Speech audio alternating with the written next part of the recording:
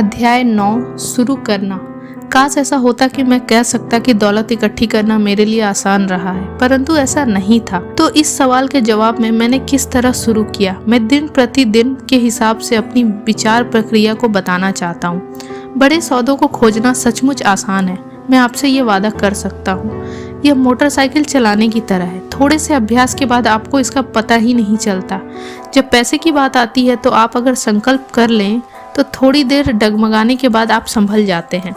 जिंदगी में एक बार आने वाले करोड़ों डॉलर के सौदों को खोजने के लिए हम में फाइनेंशियल प्रतिभा होना जरूरी है। मुझे भरोसा है कि हम सभी के भीतर एक फाइनेंशियल जीनियस होता है। समस्या यह है कि हमारा फाइनेंशियल जीनियस सोया होता है और उसे बुलाकर जगाने की ज़रूरत होती है। यह इसलिए सोया रहता है क्योंकि हमारी संस्कृति ने हमारे भीतर यही संस्कार डाल रखे हैं कि पैसे की मोह सभी बुराइयों की जड़ है। इस संस्कृति ने हमें प्रोफेशन सीखने के लिए तो प्रोत्साहित किया है ताकि हम पैसे के लिए काम कर सके, परंतु हमें यह नहीं सिखाया है कि पैसे से किस तरह अपने लिए काम करवाया जाए। इसने हमें अपनी फाइनेंशियल असफलता के बारे में चिंता न करना सिखाया है। जब हमारे काम के दिन खत्म होंगे तो सरकार या हमारी कंपनी हमारी जिम्मेदारियां संभाल लेंगी, परंतु इसके लिए हमारे बच्चों को पैसा चुकाना होगा जो उसी स्कूल सिस्टम में शिक्षित होते हैं। संदेश यह है कि कड़ी मेहनत करो, पैसे कमाओ और इसे खर्च कर दो। और अगर हमारे पास पैसा कम हो तो हम हमेशा कर्ज तो ले ही सकते हैं। दुर्भाग्य से पाश्चात्य समाज के 90% से ज़्यादा लोग इस सिद्धांत का पालन करते हैं और ऐसा केवल इसलिए होता है क्योंकि नौकरी ढूंढना और पैसे के लिए काम करना ज़्यादा आसान होता है। अगर आप इस भीड़ में से एक नहीं हैं तो मैं आपके फाइनेंशियल जीनियस को जगाने के लिए नीचे लिखे 10 कदम दे सकता हूँ। मैं आपको केवल वही कदम बता रहा हूँ जिन पर मैं चला हूँ।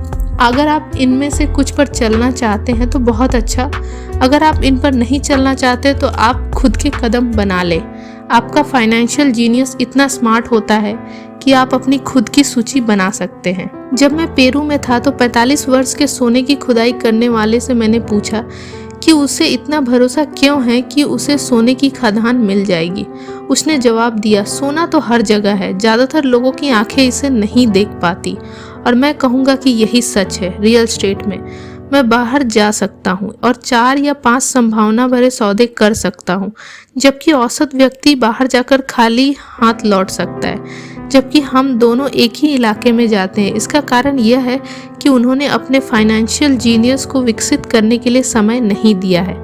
मैं आपको नीचे 10 कदम बता रहा हूँ जो ईश्वर द्वारा दी गई ताकतों को विकसित करने की प्रक्रिया है। ये ऐसी ताकतें हैं जिनका नियंत्रण केवल आप कर सकते हैं। नंबर 1, मुझे हकीकत से ज़्यादा बड़ा कारण चाहिए। आत्मा की शक्ति। अगर आप ज़्यादातर लोगों से पूछेंगे कि क्या वे अमीर या आर्थिक रूप से स्वतंत्र होना चाहेंगे तो वे हाँ कहेंगे, परंतु फिर हकीकत हावी हो जाती है। ये सड़क बहुत लंबी नज़र आती है और इस पर बहुत सी टेकरियाँ भी दिखती है जिन्हें पार करना होगा। इसकी तुलना में वह ज़्यादा आसान लगता है कि आप पैसे के लिए काम करें और बचे हुए पैसे अपने ब्रोकर को दे दें। मैं एक बार एक युवा महिला से मिला जिसने अमेरिका के ओलंपिक टीम में तैरने के सपने देखे थे। हकीकत यह थी कि उसे हर रोज़ सुबह 4 बजे उठना पड़ता था ताकि स्कूल जाने के पहले वह 3 घंटे तैर सके। शनिवार की रात को वह अपने दोस्तों के साथ पार्टी में भी नहीं जाती थी। उसे हर एक की तरह पढ़ाई करके अपना परीक्षा परिणाम पर भी ध्यान देना होता था। जब मैंने उससे पूछा कि उसकी अति मानवीय महत्वाकांक्षा और बलिदान के पीछे क्या कारण है, तो उसने यही कहा, मैं इसे अपने लिए करती हूँ और उन लोगों के लिए जिनसे मैं प्रेम करती हूँ। प्रेम ही मुझे सभी बाधाओं और बलिदानों के लिए तैयार करता है। हम क्या चाहते हैं और हम क्या नहीं चाहते, इनका तालमेल भी एक कारण या लक्ष्य हो सकता है। जब लोग मुझसे पूछते हैं कि अमीर होने की इच्छा के पीछे मेरा कारण क्या था, तो यह गहरी भावनात्मक इच्छाओं और अनिच्छाओं का संयोग है। मैं कुछ की सूची बताऊंगा। पहले तो अपनी अनिश्चयताओं की, क्योंकि उन्हीं के कारण इच्छाएं पैदा होती हैं। मैं सारी जिंदगी नौकरी नहीं करना चाहता था। मैं यह नहीं चाहता था कि जो मेरे माता पिता चाहते थे, यानी नौकरी की सुरक्षा और उपनगर में एक घर। मैं एक कर्मचारी बने रहना चाहता था। मुझे इस बात से बहुत नफरत होती थी कि मेरे डैडी अपने करियर में इतने व्यस्त रहते थे कि वे फुटबॉल मैच देखने भी नहीं जा पाते थे। मेरे डैडी सारी ज़िंदगी कड़ी मेहनत करते रहे और सरकार ने उनकी मौत पर उनकी कमाई का ज़्यादातर हिस्सा ले लिया। मुझे इस बात से भी नफरत होती थी कि अपनी मौत के बाद वे अपनी मेहनत की कमाई को अपने वारिसों के लिए नहीं छोड़ पाए। अमीर लोग ऐसा नहीं करते, वे कड़ी मेहनत करते हैं और अपने बच्चों के लिए ढेर सारा पैसा छोड़ जाते हैं। अब इच्छाओं की बात, तो मैं दुनिया घूमना चाहता हूँ और जिंदगी को मनचाहे तरीके से जीना चाहता हूँ। मैं ऐसा अपनी जवानी में ही कर लेना चाहता हूँ। मैं केवल आज़ाद होना चाहता हूँ। मैं अपने समय और अपनी ज़िंदगी पर नियंत्रण चाहता हूँ। मैं चाहता हूँ कि पैसा मेरे लिए काम करे। यह मेरे गहरे छुपे हुए भावनात्मक कारण है। आपके पास क्या कारण है? अगर वे पर्याप्त ताकतवर नहीं है तो रास्ते में आगे आने वाली हकीकत आपके कारणों पर हावी हो जाएगी। मैंने कई बार पैसा गंवाया है और कई बार फिर से शुरू किया है, परंतु चूंकि मेरे पास गहरे भावनात्मक कारण थे, इसलिए मैं हर बार उठ खड़ा हुआ हूँ और आगे बढ़ चला हूँ। मैं 40 साल की उम्र तक आज़ाद होना चाहता था, परंतु इसमें मुझे 7 साल ज़्यादा लग गए और मैं आखिरकार 47 साल की उम्र में आज़ाद हो सका। और बीच में मुझे कई सीखने वाले अनुभव मिले। जैसा मैंने कहा है, काश मैं कह सकता कि यह आसान था। यह बिल्कुल आसान नहीं था, परंतु यह कठिन भी नहीं था। लेकिन बिना दमदार कारण या लक्ष्य के जिंदगी में हर चीज़ कठिन होती है। अगर आपके पास कोई दमदार कारण नहीं है तो आगे पढ़ने में कोई समझदारी नहीं है। इसमें बहुत ज़्यादा मेहनत लगेगी। नंबर 2, मैं हर दिन विकल्प चुनता हूँ। विकल्प चुनने की ताकत, यह मुख्य कारण होता है कि लोग एक आज़ाद देश में रहना चाहते हैं। हमें चुनने के अधिकार चाहिए। आर्थिक रूप से जब हमारे हाथ में एक भी डॉलर आता है तो यह हमारे हाथ में होता है कि हमारा भविष्य में अमीर, गरीब या मध्यवर्गीय बनने का विकल्प चुने। हमारे खर्च करने की आदतें बताती है कि हम कौन हैं। गरीब लोगों की खर्च करने की आदतें गरीबी की होती है। बचपन में मुझे यह फ़ायदा मिला कि मुझे लगातार मोनोपोली खेलना बहुत पसंद था। किसी ने मुझसे ये नहीं बताया था कि मोनोपोली केवल बच्चों के लिए है, इसीलिए बड़े होने के बाद भी मैं इसे खेलता रहा। मेरे पास एक अमीर डैडी भी थे जो मुझे संपत्ति और दायित्व के फ़र्क को समझाते रहे। ये बहुत समय पहले अपने बचपन में ही मैंने अमीर बनने का विकल्प चुना और मैं जानता था कि मुझे केवल इतना ही करना था कि असली संपत्तियों को इकट्ठा करना था। मेरे सबसे अच्छे दोस्त माइक को संपत्ति वाला कॉलम विरासत में मिला था, परंतु उससे इसे बनाए रखना सीखना था। कई अमीर परिवार अपनी संपत्तियों को अगली पीढ़ी में सिर्फ इसलिए खो देते हैं क्योंकि उन संपत्तियों की देखरेख करने के लिए किसी को प्रशिक्षण नहीं दिया जाता। ज़्यादातर लोग अमीर न बनने का विकल्प चुनते हैं। 90% लोगों के लिए अमीर बनना बहुत झंझट का काम है, तो वे इस तरह की कहावतें ईजाद कर लेते हैं। पैसे में मेरी कोई रुचि नहीं है, या मैं कभी अमीर नहीं बनूंगा, या मुझे चिंता करने की कोई ज़रूरत नहीं है, अभी तो मैं जवान हूँ, या मेरे पति या मेरे पत्नी फाइनेंशियल पहलू को संभालते हैं या संभालती हैं। इन वक्तव्यों से के साथ समस्या यह है कि ये बोलने वाले में से 2 चीज़ें लूट लेते हैं। एक तो है समय, जो आपकी सर्वाधिक कीमती संपत्ति है, और दूसरी शिक्षा। सिर्फ इसलिए क्योंकि आपके पास पैसा नहीं है, आप यह बहाना नहीं बना सकते कि आप इस कारण नहीं सीख पाए। परंतु यह विकल्प हम हर रोज़ चुनते हैं। यह विकल्प कि हम अपने समय, अपने पैसे और अपनी शिक्षा के साथ हर दिन क्या करते हैं। यही विकल्प चुनने की ताकत है। हम सभी के पास विकल्प होते हैं। मैं अमीर बनने का विकल्प चुनता हूँ और मैं यह विकल्प हर रोज़ चुनता हूँ। पहले शिक्षा में निवेश करें। वास्तव में आपके पास जो इकलौती असली संपत्ति है वह है आपका दिमाग, जो आपका सबसे शक्तिशाली यंत्र है। जैसा मैंने विकल्प की ताकत के बारे में कहा है, पर्याप्त बड़े हो जाने के बाद हम में से हर एक के पास यह विकल्प मौजूद होता है कि हम हमारे दिमाग में क्या रखते हैं। आप सारा दिन MTV देख सकते हैं, या गोल्फ मैगजीन्स पढ़ सकते हैं, या सिरेमिक्स की क्लास में जा सकते हैं, या फाइनेंशियल प्लानिंग की क्लास में जा सकते हैं। विकल्प आप चुनते हैं। ज़्यादातर लोग बस निवेश खरीदते हैं, परंतु इसके पहले निवेश के बारे में ज्ञान हासिल करने के लिए जरा भी पैसा खर्च नहीं करते। मेरी एक मित्र है जो एक अमीर महिला है। अभी हाल ही में उनके घर पर चोरी हो गई। चोर उनके घर से TV और VCR ले गए और किताबें जैसी की तैसी छोड़ गए। और हम सभी के पास इसी तरह के विकल्प मौजूद होते हैं। एक बार फिर दोहरा दूं, 90% लोग टीवी सेट खरीदते हैं और केवल 10% लोग बिजनेस या पुस्तकें या निवेश पर टेप खरीदते हैं। और मैं क्या करता हूँ, मैं सेमिनार में जाता हूँ। मैं ऐसे सेमिनारों को पसंद करता हूँ जो कम से कम 2 दिन लंबे हों, क्योंकि मैं विषय में पूरी तरह डूब जाना चाहता हूँ। 1973 में मैं टीवी देख रहा था और एक व्यक्ति मेरे घर आया। वह 3 दिन के सेमिनार का विज्ञापन कर रहा था कि किस तरह पैसा न होते हुए भी रियल एस्टेट खरीदी जा सकती है। मैंने $385 खर्च किए और उस सेमिनार की शिक्षा मेरे इतने काम आई कि मैंने उससे कम $20 लाख कमाए होंगे। परंतु इससे भी ज़्यादा महत्वपूर्ण यह है कि इससे मुझे नया जीवन मिला। मुझे ज़िंदगी भर काम नहीं करना पड़ेगा और इसका कारण होगा वह एक सेमिनार। मैं हर साल कम से कम 2 ऐसे सेमिनारों में जाता हूँ। मैं ऑडियो टेप का भी प्रेमी हूँ, कारण मैं उन्हें तत्काल पीछे कर सकता हूँ। मैं पीटर लिंच के टेप को सुन रहा था और उन्होंने ऐसा कुछ कहा जिससे मैं पूरी तरह असहमत था। हठी और आलोचनात्मक होने के बजाय मैंने रिवाइंड बटन दबा दिया और उसे 5 मिनट के टुकड़े को कम से कम 20 बार सुना, शायद इससे भी ज़्यादा बार। परंतु अचानक मेरे दिमाग को खुला रखने से मैं समझ गया कि उन्होंने यह बातें क्यों कही थी। यह जादू की तरह था। मुझे ऐसा लगा कि मैंने हमारे समय के सबसे बड़े निवेशक के दिमाग की एक खिड़की खोल ली थी।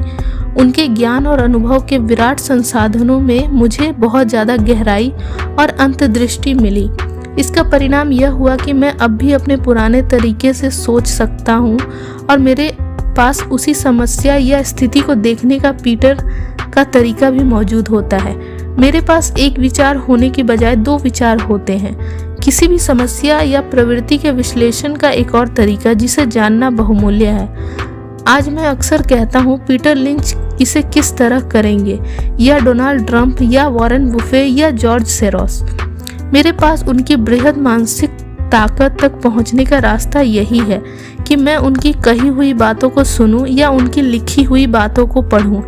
जिद्दी या आलोचनात्मक लोग प्रायः कम आत्मसम्मान वाले होते हैं, जो खतरे उठाने से डरते हैं। अगर आप कुछ नया सीखते हैं तो अपने सीखे हुए ज्ञान को पूरी तरह से समझने के लिए आपको कुछ गलतियां भी करनी पड़ती है।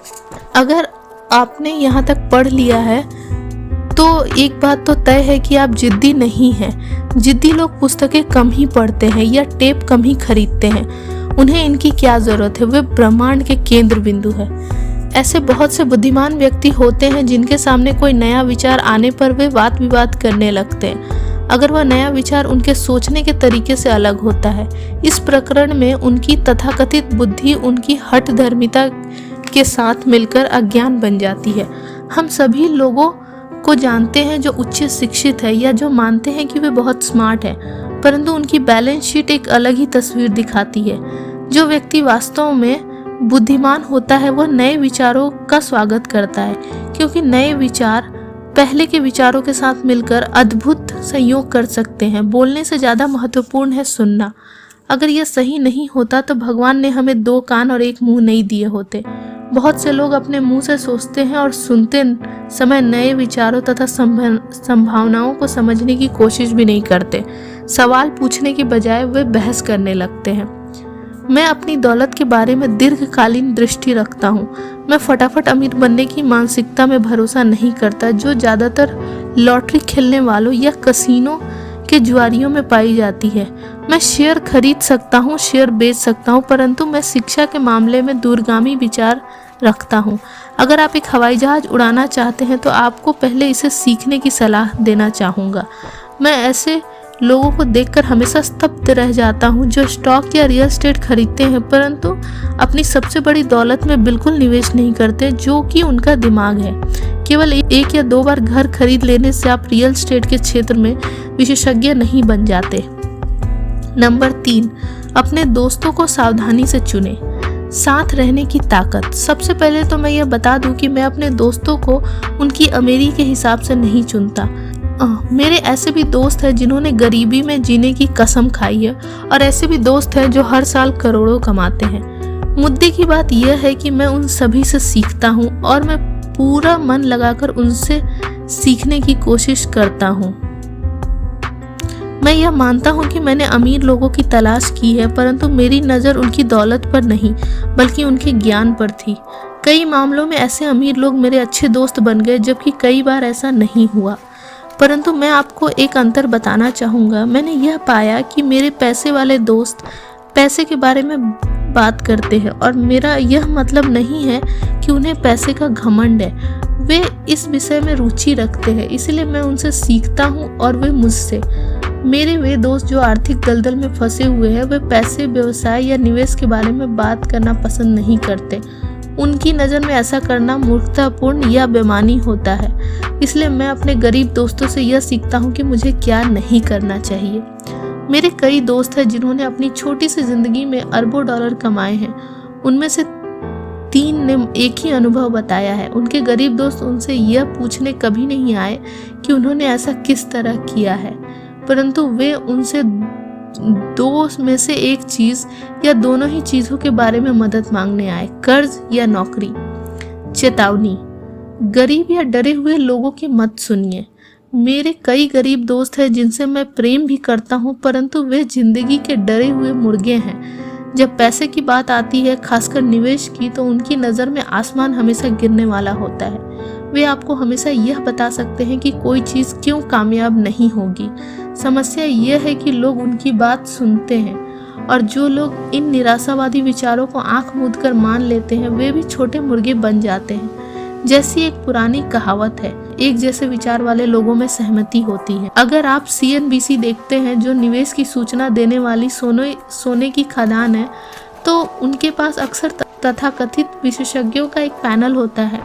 एक विशेषज्ञ यह कहेगा कि बाजार धराशायी होने वाला है, और दूसरा यह कहेगा कि बाजार में उठाव आने वाला है। अगर आप स्मार्ट हैं तो दोनों की ही बात सुनेंगे। अपने दिमाग को खुला रखें, क्योंकि दोनों के पास अपने अपने तर्क हैं। दुर्भाग्य से ज़्यादा गरीब लोग छोटे मुर्गे की बात सुनते हैं। मेरे बहुत से करीबी मित्र हैं जो मुझे किसी सौदे या निवेश से रोकने के लिए अपने तर्क देते हैं।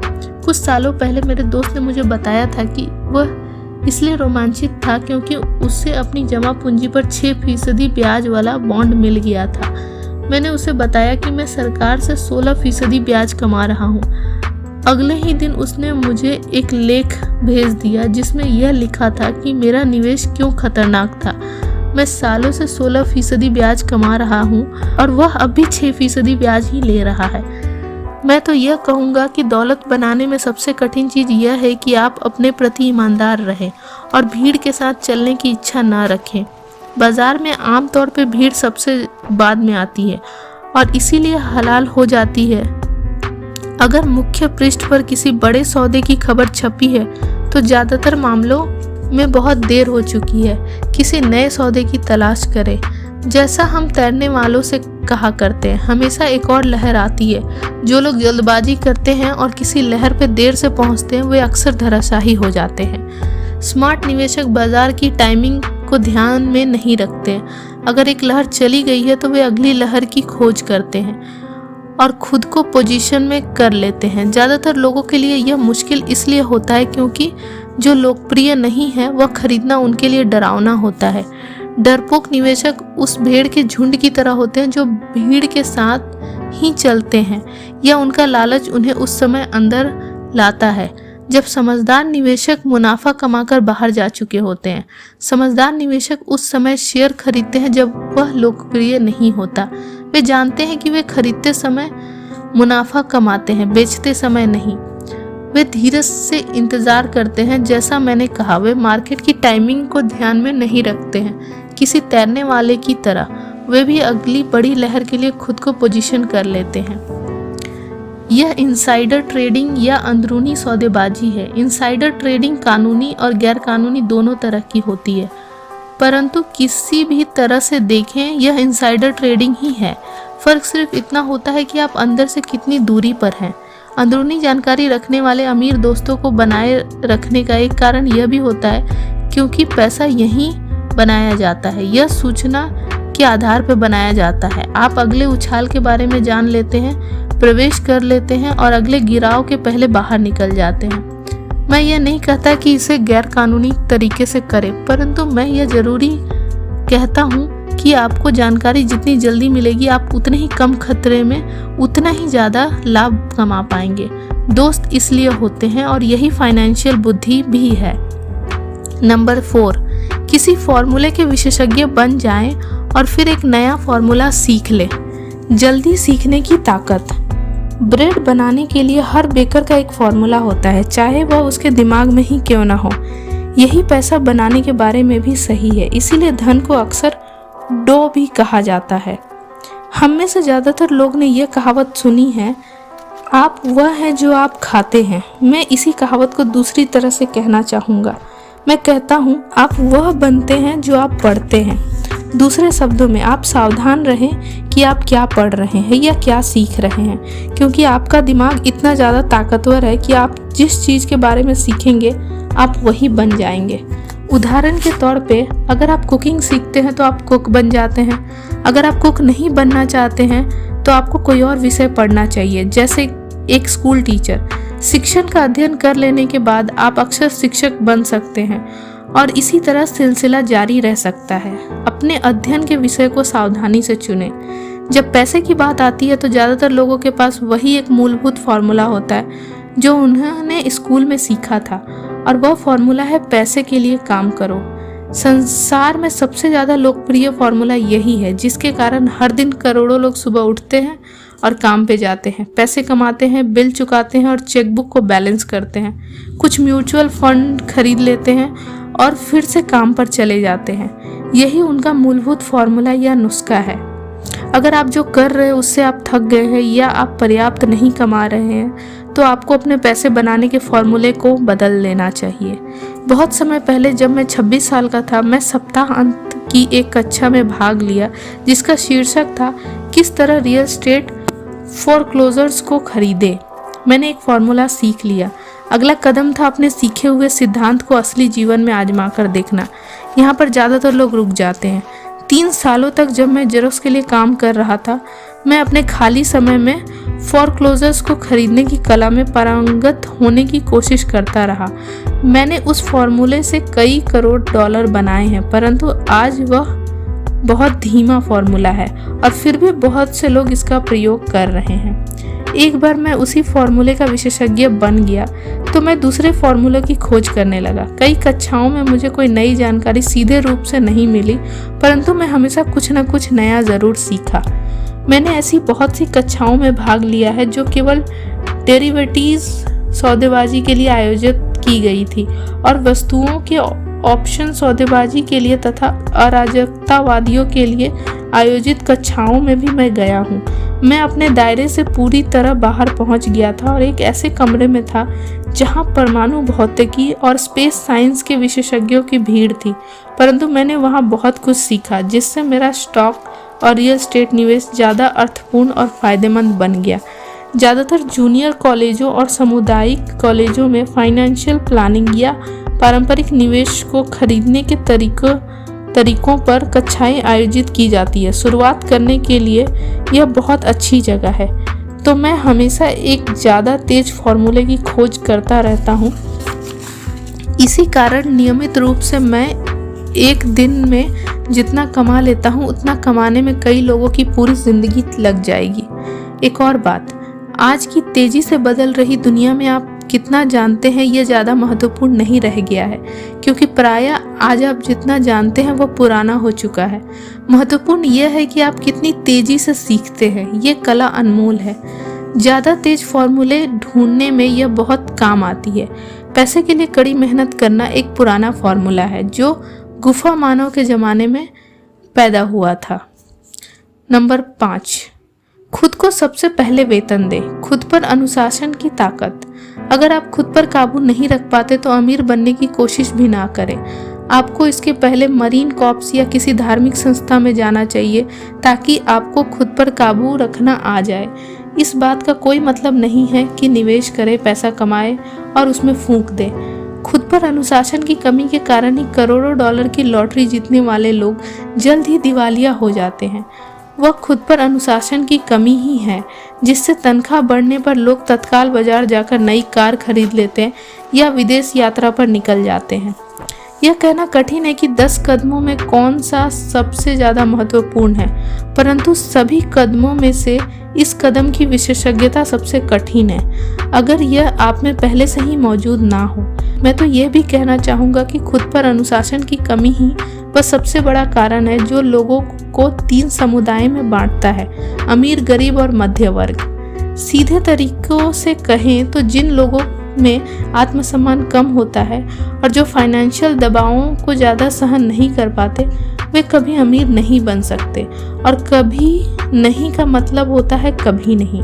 जैसा मैंने पहले बताया था, मैंने अपने अमीर डैडी से यह सबक सीखा था कि दुनिया आपको इधर उधर ढकेलेगी। दुनिया लोगों को इधर उधर ढकेलती है तो इसलिए नहीं क्योंकि बाकी लोग गुंडे होते हैं, बल्कि इसलिए क्योंकि आप में आंतरिक नियंत्रण और अनुशासन की कमी होती है। जिन लोगों में आंतरिक सहनशक्ति की कमी होती है वे अक्सर उन लोगों के शिकार हो जाते हैं जिनमें आत्म अनुशासन होता है। मैं जिन व्यवसायिक कक्षाओं में पढ़ाता हूँ वहाँ मैं लोगों को लगातार यह याद दिलाता हूँ कि वे अपने सामान या सेवा पर अपना ध्यान केंद्रित ना करें, बल्कि मैनेजमेंट की कला पर अपना ध्यान केंद्रित करें। अपना खुद का व्यवसाय शुरू करने के लिए 3 सर्वाधिक महत्वपूर्ण मैनेजमेंट दक्षताएं हैं। नंबर 1, कैश फ्लो का मैनेजमेंट। नंबर 2, लोगों का मैनेजमेंट। नंबर 3, व्यक्तिगत समय का मैनेजमेंट।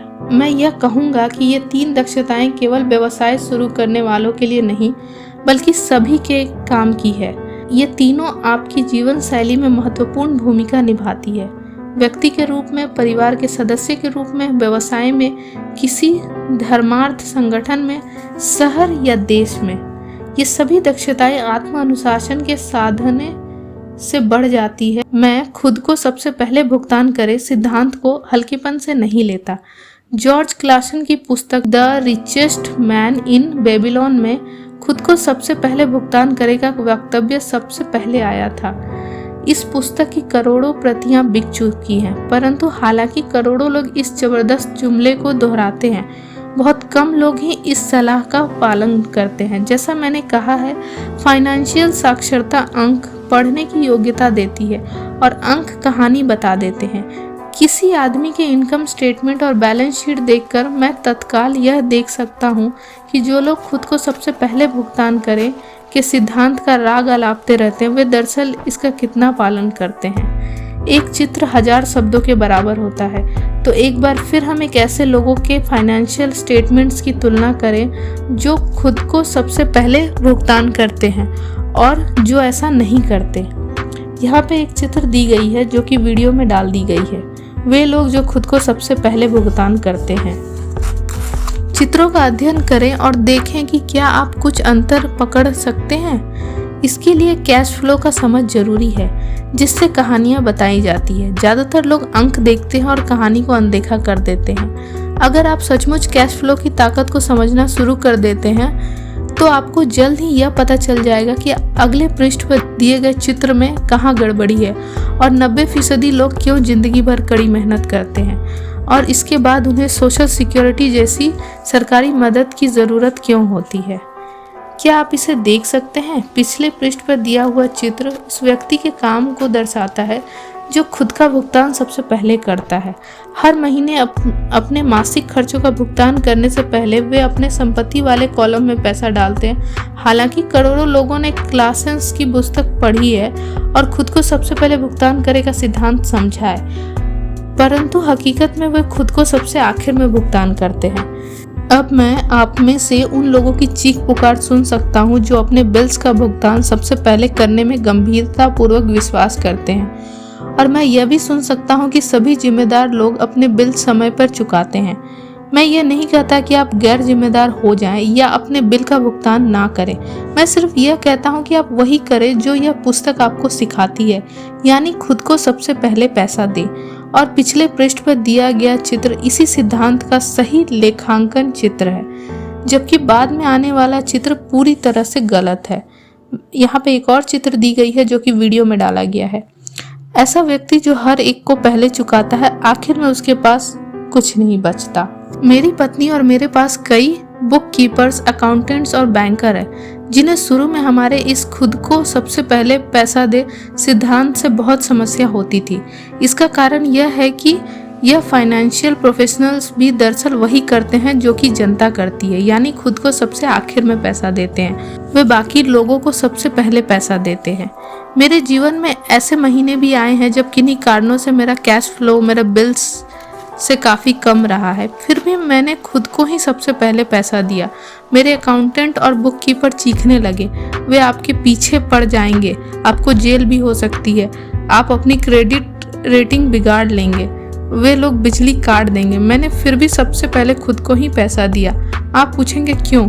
क्योंकि the richest man in Babylon की कहानी इसी बारे में है, खुद पर अनुशासन की ताकत और आंतरिक सहनशक्ति के बारे में।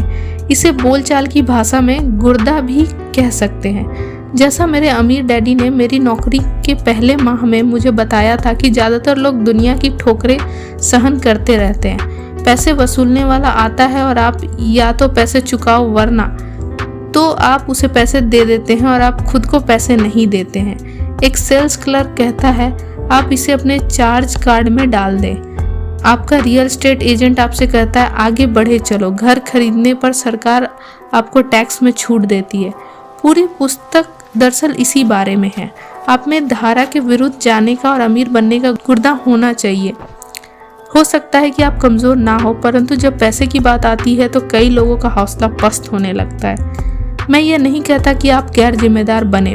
मुझ पर ज़्यादा कर्ज नहीं है, क्रेडिट कार्ड का कर्ज भी नहीं, और ऐसा इसलिए है क्योंकि मैं खुद को सबसे पहले पैसे देता हूँ। मैं अपनी आय को कम से कम इसलिए करता हूँ क्योंकि मैं इसे सरकार को नहीं देना चाहता। इसलिए आप में से जिन लोगों ने the secrets of the rich के नाम का वीडियो देखा होगा, उन्हें मैं यह बता दूं कि मेरी आय नेवादा के कॉरपोरेशन के जरिए मेरे संपत्ति वाले कॉलम से आती है। अगर मैं पैसे के लिए काम करता तो सरकार इसे ले लेती। हालांकि मैं अपने बिल्स का भुगतान सबसे आखिर में करता हूँ, परंतु मुझ में इतनी आर्थिक समझ है कि मैं किसी मुश्किल में नहीं फंसता हूँ। मैं कंज्यूमर कर्ज को पसंद नहीं करता हूँ। मेरे पास इतने दायित्व हैं जो 99% लोगों से ज़्यादा है, परंतु उनका भुगतान मैं नहीं करता हूँ, बल्कि दूसरे लोग मेरी देनदारियों को चुकाते हैं। वे मेरे किराएदार कहलाते हैं।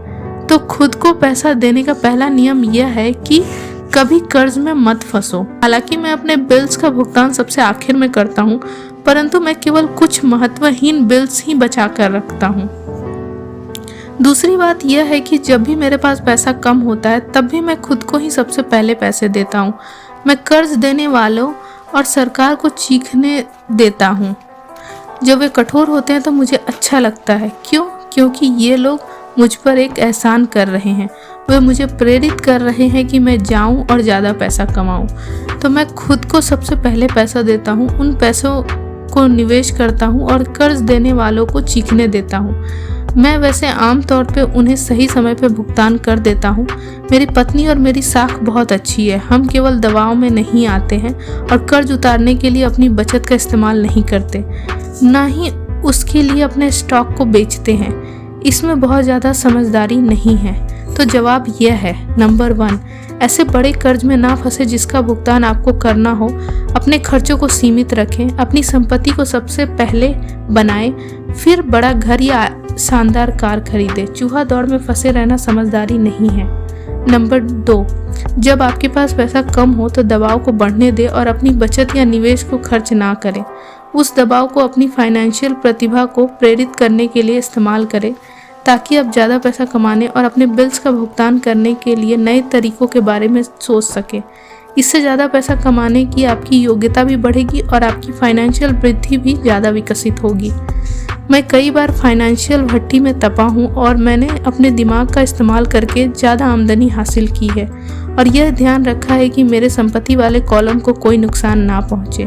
मेरा बुक कीपर चीखने लगा और बचाव के लिए छुप गया, परंतु मैं उस तरह का सिपाही था जो किले की रक्षा के लिए लड़ रहा था। गरीब लोगों की आदतें भी गरीब होती है। एक आम बुरी आदत है बचत में से पैसे निकाल लेना। अमीर लोग जानते हैं कि बचत को ज़्यादा धन कमाने के लिए इस्तेमाल किया जाता है, ना कि बिलों का भुगतान करने के लिए। मैं जानता हूँ कि यह कठोर जान पड़ता है, परंतु जैसा मैंने कहा, अगर आप अंदर से कठोर नहीं हैं तो दुनिया आपको इधर से उधर ढकेलेगी। अगर आप आर्थिक दबाव पसंद ना करते हो तो एक ऐसा फॉर्मूला खोज ले जो आपके लिए कारगर साबित हो। एक अच्छा फॉर्मूला यह होगा कि खर्च कम किए जाएं, पैसे को बैंक में रखा जाए, ज़्यादा इनकम टैक्स चुकाया जाए, सुरक्षित म्यूचुअल फंड्स खरीदे जाएं और औसत बने रहने की कसम खाई जाए। परंतु यह खुद को सबसे पहले भुगतान करे के सिद्धांत का उल्लंघन करता है। यह नियम आत्म बलिदान या आर्थिक संन्यास को प्रोत्साहित नहीं करता है। इसका मतलब यह नहीं है कि खुद को सबसे पहले पैसे देने के बाद भूखे मरो। जिंदगी मौज मस्ती के लिए है। अगर आप अपनी फाइनेंशियल प्रतिभा को जागृत कर लेंगे तो आपके पास जीवन के सभी सुख हो सकते हैं। आप अमीर बन सकते हैं और आप बिल चुका सकते हैं और इस प्रक्रिया में अच्छी जिंदगी भी जी सकते हैं। और यही फाइनेंशियल वृद्धि कहलाती है। अपने ब्रोकर को अच्छा पैसा दे, अच्छी सलाह की शक्ति। मैं अक्सर देखता हूँ कि लोग अपने घर के सामने एक पट्टी टांग देते हैं, मालिक बेचना चाहता है, या मैं टीवी पर देखता हूँ कि कई लोग डिस्काउंट ब्रोकर्स होने का दावा करते हैं। मेरे अमीर डैडी ने मुझे इसका उल्टा सिखाया है। वे इस बात में भरोसा करते थे कि प्रोफेशनल्स को अच्छा भुगतान किया जाए और मैंने भी उसी सिद्धांत को अपनाया है। आज मेरे पास महंगे वकील, अकाउंटेंट्स, रियल एस्टेट ब्रोकर्स और स्टॉक ब्रोकर्स हैं। क्यों? क्योंकि और मेरा सचमुच मानना है कि अगर लोग प्रोफेशनल्स हैं तो उनकी सेवाओं से आपको पैसा मिलना चाहिए और वे जितना ज़्यादा पैसा कमाएंगे आप भी उतना ही ज़्यादा पैसा कमाएंगे। हम सूचना के युग में रह रहे हैं। सूचना बेशकीमती है। एक अच्छा ब्रोकर आपको सूचना तो देगा ही, आपको शिक्षित करने के लिए भी समय भी देगा। मेरे पास कई ब्रोकर हैं जो मेरे लिए यह करने को इच्छुक है। कुछ ने मुझे तब सिखाया है जब मेरे पास बहुत कम पैसा था या बिल्कुल भी पैसा नहीं था, और मैं आज भी उनके साथ हूँ। मैं ब्रोकर को जितना पैसा देता हूँ वह मेरे द्वारा उसकी सूचना से कमाए गए धन का बहुत छोटा हिस्सा होता है। मैं इसे पसंद करता हूँ जब मेरा रियल एस्टेट ब्रोकर या स्टॉक ब्रोकर बहुत पैसा कमाता है, क्योंकि इसका आमतौर पे यह मतलब होता है कि मैंने भी बहुत सा पैसा कमाया है। एक अच्छा ब्रोकर मुझे पैसे कमाने की जानकारी देने के अलावा मेरा समय भी बचाता है। जैसे उस समय जब मैं खाली जमीन के टुकड़े को $9,000 में खरीदा और तत्काल इसे $25,000 में बेच दिया ताकि मैं अपने लिए जल्दी से कार खरीद सकूं। ब्रोकर आपके लिए बाजार की आंख और कान है। वे हर रोज वहां होते हैं और इसीलिए मेरी वहां कोई ज़रूरत नहीं होती। मैं इसके बजाय गोल्फ खेल सकता हूँ। इसके अलावा जो लोग खुद ही अपना घर बेचते हैं उनके लिए खुद के समय की कोई खास कीमत नहीं होती।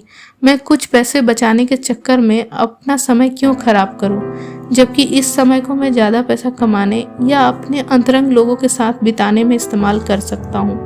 मुझे यह बहुत मज़ेदार लगता है कि इतने ज़्यादा गरीब और मध्यवर्गीय लोग रेस्टोरेंट में खराब सर्विस के बावजूद 15 से 20% टिप देते हैं और ब्रोकर को 3 से 7% देने में आनाकानी और शिकायत करते हैं। वे खर्च वाले कॉलम के लोगों को टिप देते हैं और संपत्ति वाले कॉलम के लोगों को टिप देने से कतराते हैं। यह आर्थिक समझदारी नहीं है।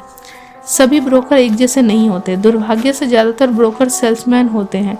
मैं तो यह कहूँगा कि रियल एस्टेट के सेल्समैन सबसे बुरे होते हैं। वे बेचते हैं परंतु उनके पास खुद का बहुत कम या बिल्कुल भी रियल एस्टेट नहीं होता। घर बेचने वाले ब्रोकर और निवेश बेचने वाले ब्रोकर में बहुत बड़ा अंतर होता है, और यह स्टॉक, बॉन्ड, म्यूचुअल फंड और बीमा ब्रोकर के बारे में भी सही है, जो खुद को फाइनेंशियल प्लानर कहते हैं। परिकथा की ही तरह आप एक राजकुमार खोजने के लिए बहुत से मेंढकों को चूमते हैं। और पुरानी कहावत को याद कीजिए, अगर आपको एनसाइक्लोपीडिया की ज़रूरत हो तो एनसाइक्लोपीडिया बेचने वाले से ना पूछें। जब मैं किसी प्रोफेशनल का इंटरव्यू लेता हूं तो मैं पहले यह पता करता हूं कि उसके पास खुद कितनी व्यक्तिगत प्रॉपर्टी या स्टॉक है और वह कितना फीसदी टैक्स दे रहा है। यही मेरे टैक्स अटॉर्नी और मेरे अकाउंटेंट के बारे में भी करता हूं। मेरे पास एक अकाउंटेंट है जो अपने काम से काम रखती है। उसका पेशा हालांकि अकाउंटिंग है परंतु उसका काम रियल एस्टेट है। मेरे पास एक अकाउंटेंट था जो एक छोटा बिजनेस अकाउंटेंट था परंतु उसके पास रियल एस्टेट बिल्कुल नहीं था।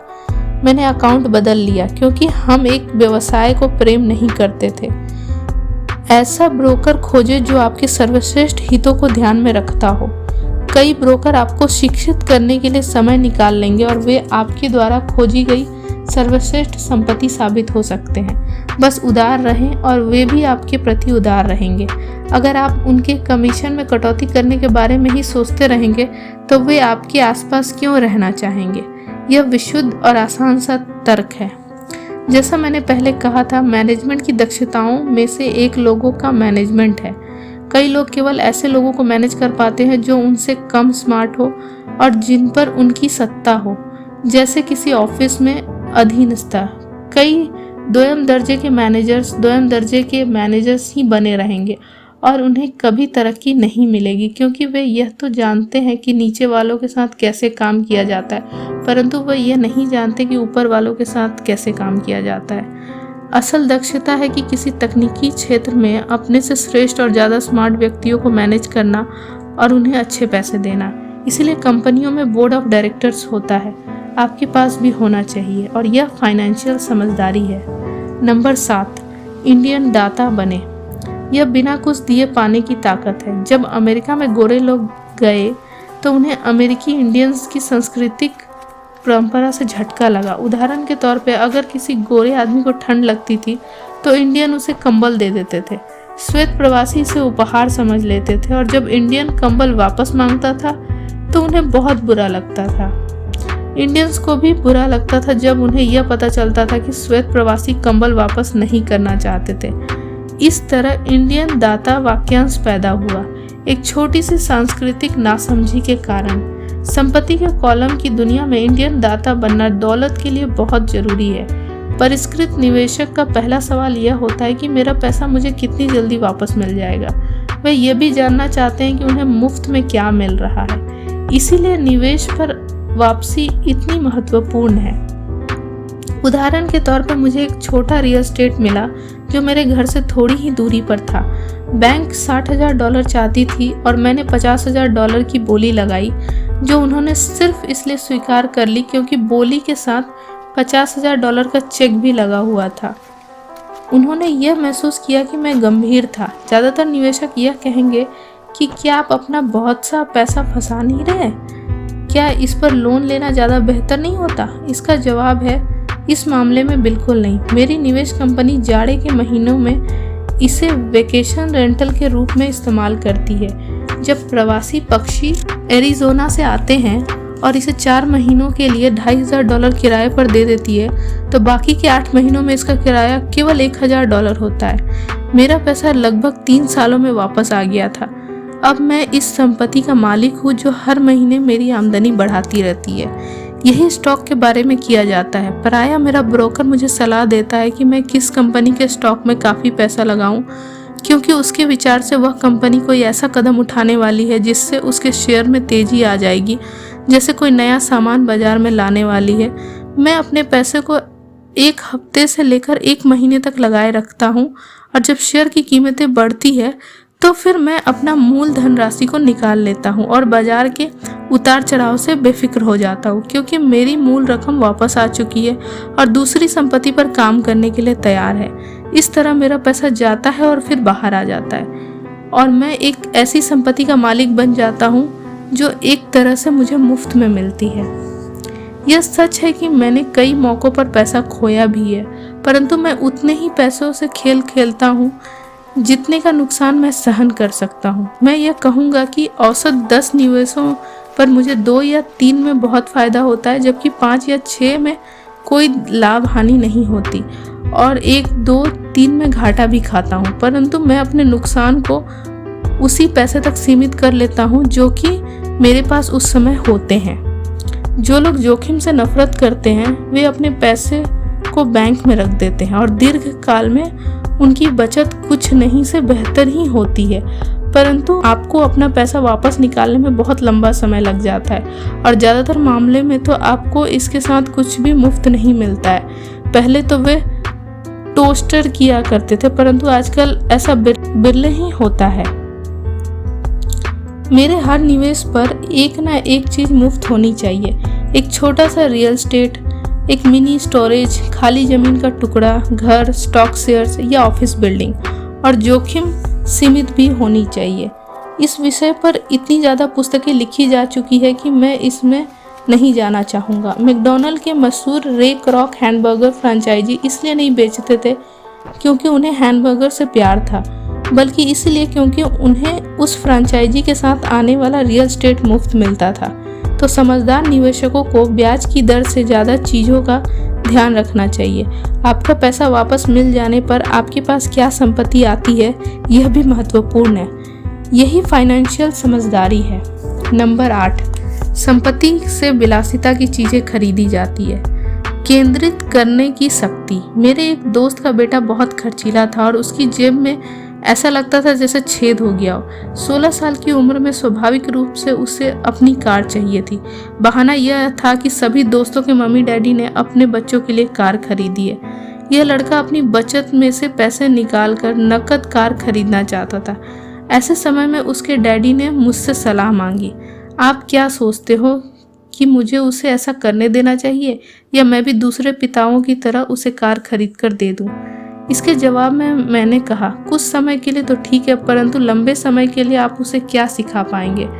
क्या आप अपने बच्चों की कार प्राप्त करने की इच्छा से उसे कुछ सीखने के लिए प्रेरित कर सकते हैं? अचानक उनके दिमाग की बत्तियां जल गई और वह तुरंत घर की तरफ चल पड़े। 2 महीनों के बाद मुझे वह दोस्त फिर मिला। क्या तुम्हारे बेटे को अपनी नई कार मिल गई? मैंने पूछा। नहीं, उसे नहीं मिली, परंतु मैं गया और उसे कार के लिए $3000 दे दिए। मैंने उससे कहा कि वह अपने कॉलेज के पैसे के बजाय मेरे पैसे का उपयोग करे। मैंने कहा, यह तो आपकी उदारता है। नहीं, उस पैसे के साथ एक शर्त भी जुड़ी है। मैंने आपकी सलाह मान ली और उसकी कार खरीदने की प्रबल इच्छा के साथ सीखने की शर्त भी रखी है। शर्त क्या है? पहले तो हमने आपके कैश फ्लो गेम का सहारा लिया। हमने इसे खेलते हुए पैसे के समझदारी से इस्तेमाल पर एक लंबा विचार विमर्श किया। फिर मैंने उस वॉल स्ट्रीट जर्नल की सदस्यता दिलवा दी और स्टॉक मार्केट पर कुछ पुस्तकें भी दिलवाई। फिर दिक्कत कहाँ थी? मैंने उससे कहा कि $3000 उसके हैं, परंतु वह इनसे सीधे कार नहीं खरीद सकता है। वह इनसे स्टॉक खरीद और बेच सकता है, खुद का ब्रोकर ढूंढ सकता है और एक बार वह इन $3000 के $6000 बना लेता है तो वह अपनी कार खरीद सकता है और बाकी के $3000 उसके कॉलेज के फंड में जाएंगे। मैंने पूछा, और इसके परिणाम क्या निकले? वह शुरुआत में किस्मत वाला रहा, परंतु कुछ दिनों के बाद उसने अपने मुनाफे की सारी रकम गंवा दी। तब वह सचमुच रुचि लेने लगा। आज चाहे वह $2000 के घाटे में है, परंतु उसकी रुचि बहुत बढ़ गई है। उसने मेरे द्वारा खरीदी सारी पुस्तकें पढ़ डाली है और वह और ज़्यादा पुस्तकों की खोज में पुस्तकालय भी गया था। वह मन लगाकर वॉल स्ट्रीट जर्नल पढ़ता है, सूचकों पर नज़र रखता है और MTV के बजाय CNBC देखता है। उसके पास केवल $1000 बचे हैं, परंतु उसकी रुचि और ज्ञान आसमान को छू रहे हैं। वह जानता है कि अगर वह इस पैसे को खो देगा तो फिर उसे 2 सालों तक अपने पैरों पर ही चलना पड़ेगा, परंतु उसे उसकी कोई खास चिंता नहीं है। अब उसे कार हासिल करने में ज़्यादा रुचि नहीं है, क्योंकि उसे एक ऐसा खेल मिल गया है जिसमें उसे ज़्यादा आनंद मिलता है। क्या होगा अगर वह सारा पैसा हार जाता है? मैंने पूछा। जब होगा तब देखा जाएगा। मैं तो चाहूँगा कि वह अभी सारा पैसा हार जाए, बजाय इसके कि वह हमारी उम्र में आकर सारा पैसा हारे। और इसके अलावा मैं तो यह मानता हूँ कि उसकी शिक्षा पे खर्च किए गए वह सर्वश्रेष्ठ $3000 थे। जो वह सीख रहा था वह जिंदगी भर उसके काम आएगा और वह पैसे की ताकत का सम्मान करना भी सीख गया है। मुझे लगता है कि अब उसकी जेब का छेद बंद हो चुका है। जैसा मैंने खुद को सबसे पहले भुगतान करे वाले खंड में कहा था, अगर कोई व्यक्ति आत्म अनुशासन की ताकत हासिल नहीं कर सकता तो बेहतर यही होगा कि वह कभी अमीर बनने की कोशिश ना करे। सैद्धांतिक हिसाब से संपत्ति वाले कॉलम से कैश फ्लो विकसित करने की प्रक्रिया आसान नज़र आती है, परंतु इसमें पैसे की दिशा देने की मानसिक सहन शक्ति की ज़रूरत होती है, जो मुश्किल साबित होता है। बाहरी आकर्षणों और प्रलोभनों के कारण आज की खरीदारी की दुनिया में यह ज़्यादा आसान हो चला है कि पैसे को पूरा उड़ा ही दिया जाए। कमज़ोर मानसिक शक्ति के कारण ही वह पैसा सबसे कम प्रतिरोध वाले रास्ते पर बह जाता है। यही गरीबी और आर्थिक संघर्ष का कारण है। मैंने फाइनेंशियल समझदारी का यह आंकड़ों का उदाहरण इसलिए दिया ताकि पैसे से ज़्यादा पैसे कमाने की योग्यता को जाना जा सके। अगर हम 100 लोगों को साल के शुरू में $10,000 दे दे तो साल के अंत में क्या होगा?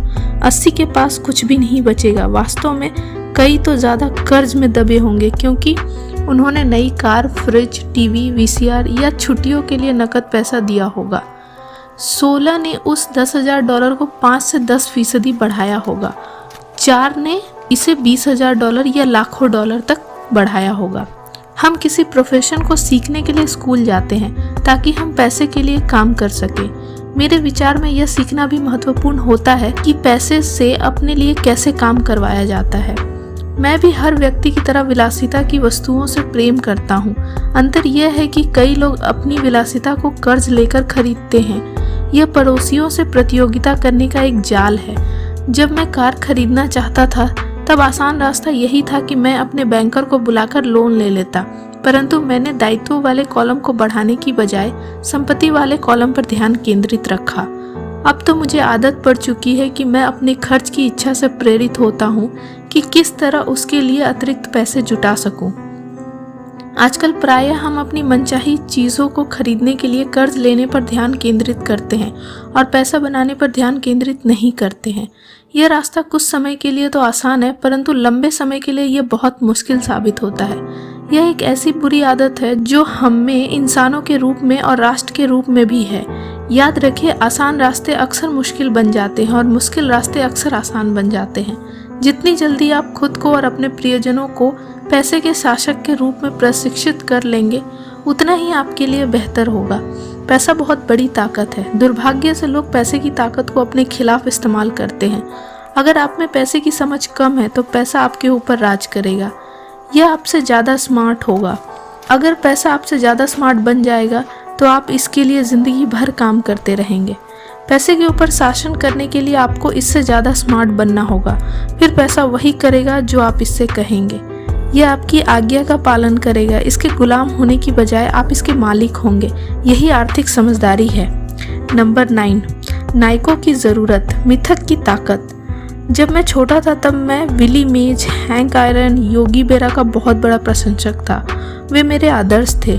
लिटिल लीग खेल रहे बच्चे के रूप में मैं उनकी तरह होना चाहता था।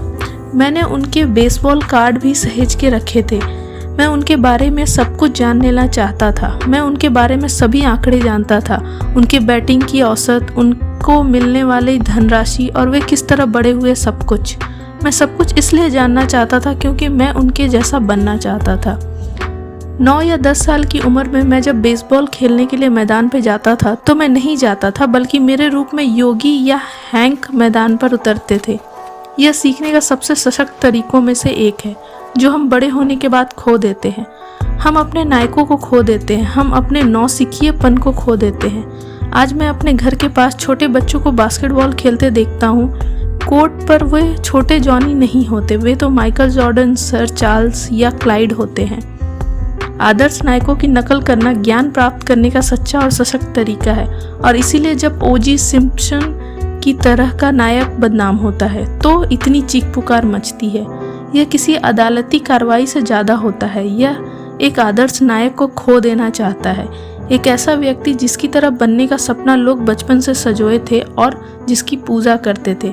अचानक हमें उस व्यक्ति को अपनी ज़िंदगी से निकालना पड़ता है। जब मैं बड़ा हो गया तो मेरे आदर्श नायक बदल गए। मेरे गोल्फ के हीरो बने पीटर जैक्सन, फ्रेड कपल्स और टाइगर वुड्स।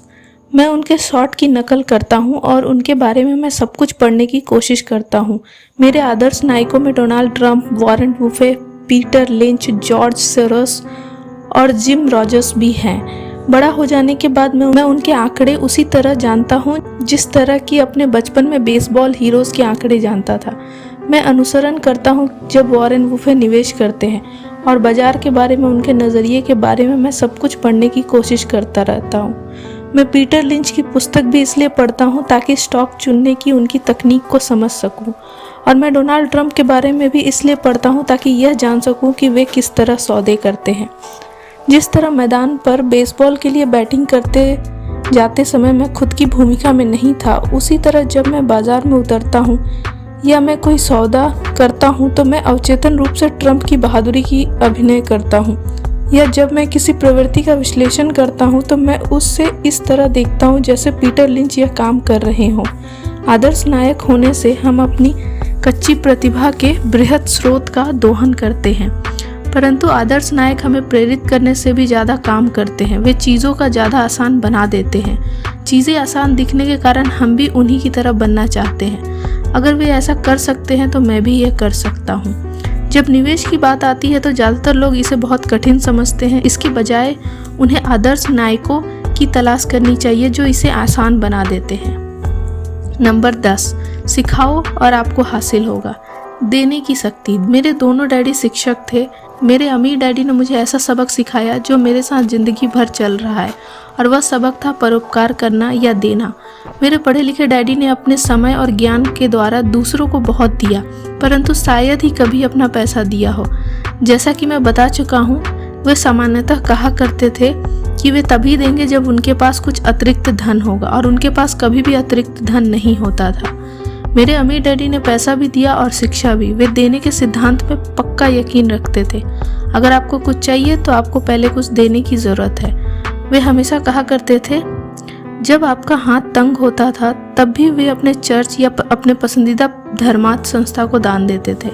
अगर मैं आपके पास कोई विचार छोड़ना चाहता हूँ तो वह विचार यही होगा, जब भी आपको किसी चीज़ की कमी या ज़रूरत महसूस हो तो पहले उस चीज़ को दे दें। बाद में वह बाल्टियों में भरकर आपके पास लौट आएगी। यह पैसा, मुस्कुराहट, प्रेम, दोस्ती सभी के बारे में सही है। मैं जानता हूँ कि कोई भी व्यक्ति ऐसा नहीं करना चाहेगा, परंतु मैंने ऐसा किया है और इससे फ़ायदा भी उठाया है। मैं विश्वास करता हूँ कि आदान प्रदान का सिद्धांत सही है, और इसीलिए मैं वही चीज़ देता हूँ जो पाना चाहता हूँ। मुझे पैसा चाहिए इसलिए मैं पैसा देता हूँ, और यह कई गुना होकर मेरे पास वापस आ जाता है। मैं बिक्री बढ़ाना चाहता हूँ, इसीलिए मैं किसी और व्यक्ति की कुछ बेचने की मदद कर देता हूँ और मेरी बिक्री बढ़ जाती है। मैं संपर्क बढ़ाना चाहता हूँ और मैं किसी और के संपर्क बढ़ाने में मदद कर देता हूँ, और जादू की तरह मेरे भी संपर्क बढ़ जाते हैं। मैंने सालों पहले एक कहावत सुनी थी, ईश्वर को कुछ नहीं चाहिए पर इंसानों को देना चाहिए।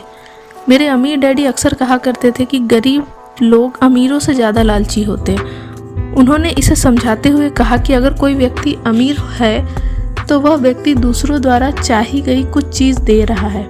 मेरे जीवन में मेरे तमाम वर्षों में जब भी मैंने पैसे की कमी या ज़रूरत महसूस की है तो मैंने पहले तो अपने दिल को टटोला है कि मैं क्या चाहता हूँ, और फिर इसे देने का फैसला किया है। और जब मैंने दिया है तो यह हमेशा मेरे पास वापस लौटा है। यह मुझे उस व्यक्ति की कहानी याद दिलाता है जो जाड़े की ठंडी रात में लकड़ियाँ लेकर बैठा है और पास में ही धीमे धीमे जल रहे चूल्हे पर चिल्ला रहा है, जब तुम मुझे गर्मी दोगे तब मैं कुछ लकड़ियाँ अंदर डालूंगा।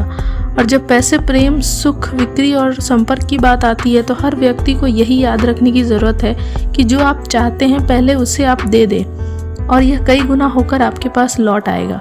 बहुधा केवल यही सोचने की प्रक्रिया से कि मैं क्या चाहता हूँ और इसे किसी और को किस तरह दे सकता हूँ, मेरे अंदर उदारता का ज्वार आने लगता है। जब भी मैं यह देखता हूँ कि लोग मेरी तरफ देखकर नहीं मुस्कुरा रहे हैं तो मैं आराम से मुस्कुराना और हेलो करना शुरू कर देता हूँ, और जादू की तरह मेरे आसपास अचानक बहुत से मुस्कुराने वाले लोग जमा हो जाते हैं। यह सच है कि आपकी दुनिया केवल आपका दर्पण है। तो इसीलिए मैं कहता हूँ, सिखाओ और आपको मिलेगा। मैंने पाया है कि मैं सीखने वालों को जितना गंभीरता से जितना ज़्यादा सिखाता हूँ, मैं भी उतना ही ज़्यादा सीखता हूँ। अगर आप पैसे के बारे में सीखना चाहते हैं तो इसे किसी और को सिखाएं। ऐसा करने से आपके दिमाग में बहुत से नए विचारों और फॉर्मूलों की बाढ़ आ जाएगी।